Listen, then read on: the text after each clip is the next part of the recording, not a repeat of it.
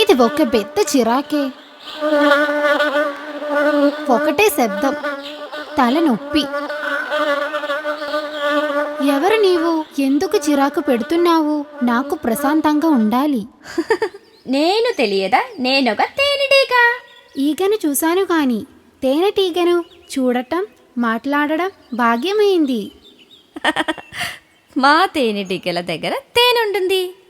తేనా అంటే ఏమిటి? రా, చూపించి ఇస్తాను.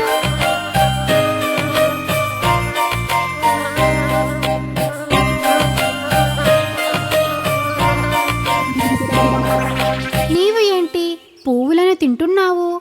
చూడు, ఎక్కడికి వెళుతున్నావు? మనము మా ఇంటికే. ఇదిగో ఇక్కడే. ఎక్కడా? ఎక్కడా మీ ఇల్లు? ఇదిగో నేరుగా పైకి చూడు.